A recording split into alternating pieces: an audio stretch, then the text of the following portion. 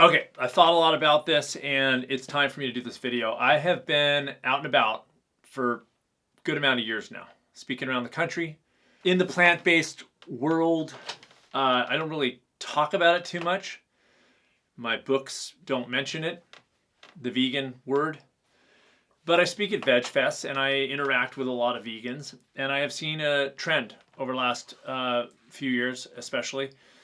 And I want to address it because in theory, somebody decides to go vegan for a number of reasons. I put them all under one umbrella, which is an ethic.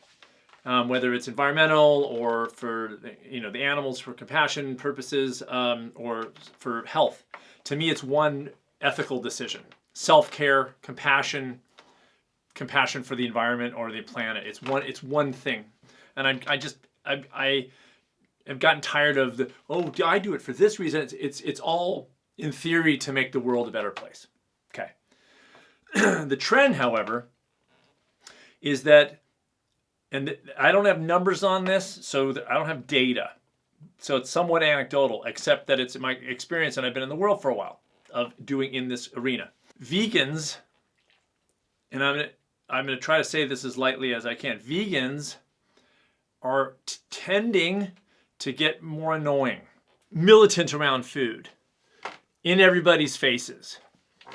Sorry to say, not particularly healthy necessarily. Or if they are physically healthy, then they're all about food. And what I've been saying for years is that vegan, however you get to it, has very little to do about food. It's the ethic behind it. It is expressed in food. It's an ethic expressed in food. And where I think the direction of the vegan movement, if whatever you want to call it, is making a big mistake is that it's making it about food.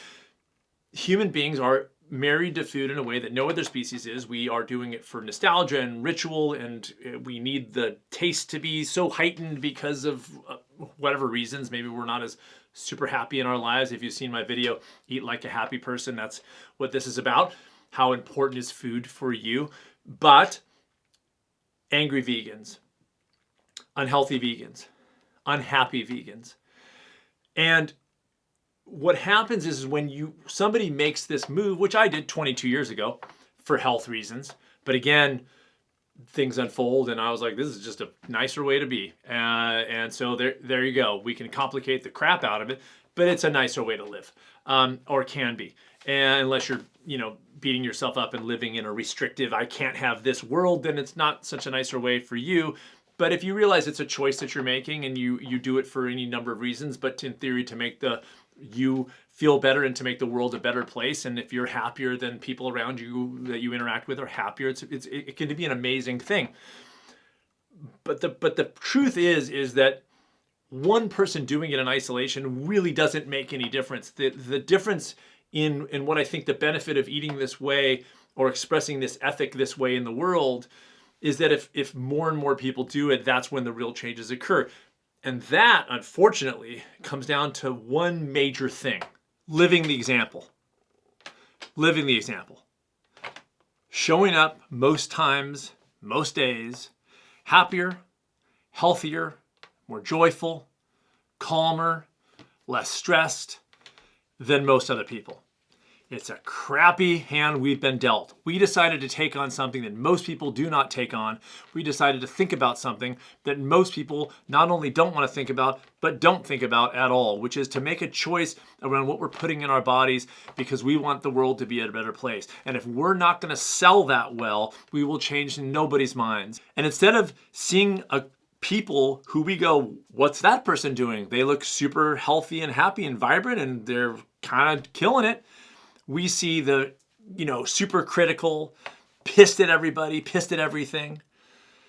And it's not changing minds. In fact, it's having the opposite effect. It's turning people off. I have given many talks where I'm like, listen, there's some people out here in the crowd right now that I guarantee if I talk to you would make me not want to be vegan.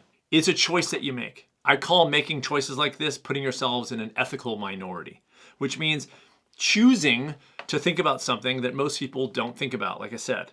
And that choice that we make every day to walk in a restaurant and go, 99% of those things I don't want to put in my body, I'm going to put this one in my body. is extra effort. It is extra stress. It is not easier. And because of that, that extra stress, that added stress can take us down. It can make us feel unhappy in our lives and ironically, because we made this choice to be happier in our lives, and it's having the opposite effect. So what we need to do, what vegans need to do better, is to take better care of ourselves, to manage our stress even better, to try as best we can to wake up every day remembering this is a choice that we're making. This isn't about what we cannot have or not allowed to have. It's what we're choosing to have. We're making a choice to do this thing, not to not do this thing, but to do this thing.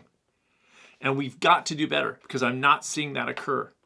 I'm seeing the opposite occur, and it's very troubling to me. And so that's why I wanted to do this video.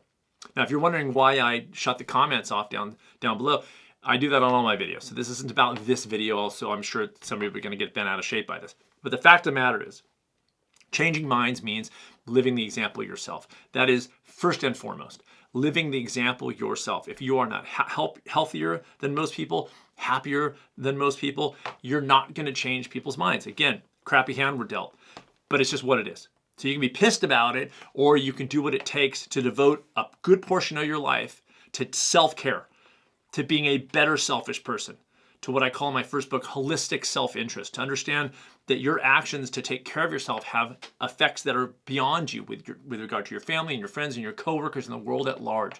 Devote a good amount of your time. I'm a practitioner. I work with people in stress management and nutrition and everything else.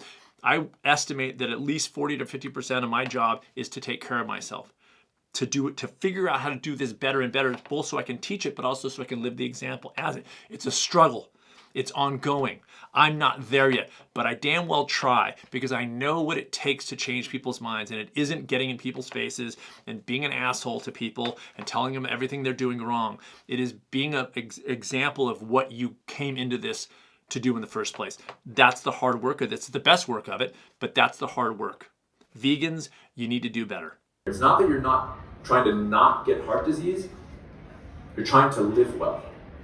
That's a big difference. I have clients who come to me, I want to lose weight. I go, really, why?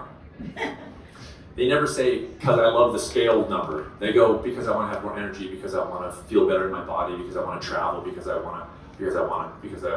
But we stop at the weight loss, and then we get to lose weight restrictive, to lose weight and restrict our diet and the SOS thing and this, and we're kind of bunched up like this, and everybody looks at us like, wow, why would I ever do that? Be as healthy and happy as you can be. Read the books, learn the nutrition, fine, get to where and then drop it, and then pay close attention to the hard work, the hardest work, which is to make yourself happy, to manage your stress, to walk into the world remembering that you are making a choice, that this is not what you can't do, but what you are choosing to do. That makes the biggest difference. That's going to make the biggest change. It is a greater challenge, and you must accept that challenge if you want to go beyond yourself in terms of your effect in the world. Thank you very much. I'm here for fun.